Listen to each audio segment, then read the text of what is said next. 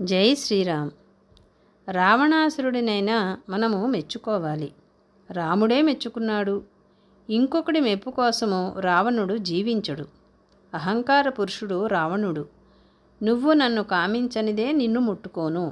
మనం ఎన్నింటినో కామిస్తాము కాబట్టి రావణుడు మనకు రాజు అయిపోతాడు. లంకలో బంధిస్తాడు.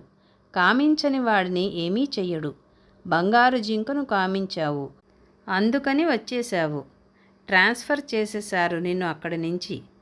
నీకు అదే లేకపోతే రాముడితోనే ఉండేదానివి కదా. రాముడి రక్షణలో ఉంటే నేనేమీ చెయ్యగలిగి ఉండేవాడిని కాదు. నువ్వు నీకై కోరుకుని ఒక దాంట్లో పడ్డావు. నువ్వు నన్ను యథేచ్ఛగా కామించవలెను అంటున్నాడు నెక్స్ట్. ఇవి మంచి వాక్యాలండి. నువ్వు నన్ను కామించనిదే నిన్ను నేను ముట్టుకోను. ఒక నియమము, అది అహంకార పురుషుడికి. నువ్వు కోరుకోకపోతే నిన్ను బంధించేదేమీ లేదు. నువ్వు కోరుకోవడం వలన, నీ కోరిక వలన నువ్వు బంధింపబడుతుంటావు. ఎందుకంటే అది అవదు. దానికోసం అట్లా చొంగలు కార్చుకుంటూ తిరగడం కదా. నీవు భయపడనక్కర్లేదు. నీవు నన్ను యథేచ్ఛగా కామించవచ్చు. నీకు ఇష్టమైతే కామించు అంటున్నాడు.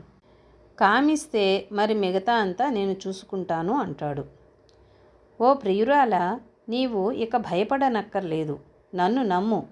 యథార్థముగా నన్ను ప్రేమించు. నీవిట్లా శోకలాలసువు కావద్దు.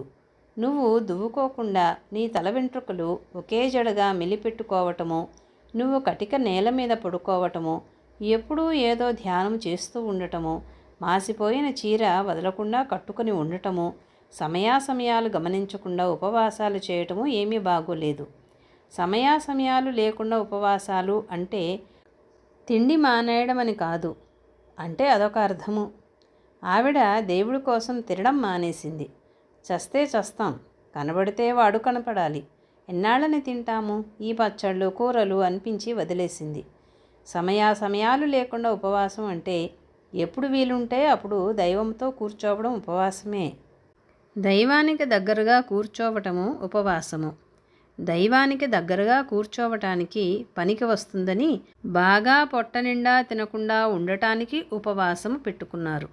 అంతేగాని ఉపవాసం ఉంటే దేవుడికి ఆనందం కాదు. మనమంతా ఆకలితో ఉంటే ఆయనకి ఏమిటి ఆనందము? ఒకడు ఏడుస్తుంటే ఆనందించేవాడు దేవుడైతే ఆ దేవుడు మనకి అక్కర్లేదు. పెద్దవాళ్ళందరూ కూడా దైవము యందు వాళ్లకున్న అనురక్తి వల్ల తినడం మర్చిపోయేవారు. మనకంత పరిస్థితి ఏముంది? తినడమే కాదు, చాలా ముఖ్యమైన విషయాలు కూడా మర్చిపోయి వారు దైవంతో ఉండటం చేత వదిలేసుకుంటే ఆయన దగ్గర అవుతాడు అనుకోకూడదు. దగ్గరవటం వలన వారికవి గుర్తులేవు. అలా తీసుకోవాలి. 40 రోజులు యేసుక్రీస్తు దైవ సాన్నిధ్యంలో ఉండటం వల్ల తినలేదు, త్రాగలేదు. ఇవాళ్ళకి చేస్తుంటారు. ఎప్పుడవుతుందా 40 రోజులు అని లెక్క పెట్టుకుంటూ. ఉపవాసము అంటే దైవముతో చేరియుండుట, మనస్సును దైవముతో చేర్చియుండుట. అందుకని మితంగా తీసుకోవటం నిర్జల ఉపవాసం ఉంటుంది. ఊరికే అది శరీరాన్ని దుఃఖపెట్టేటట్లు చేయకూడదు. జై శ్రీరామ్.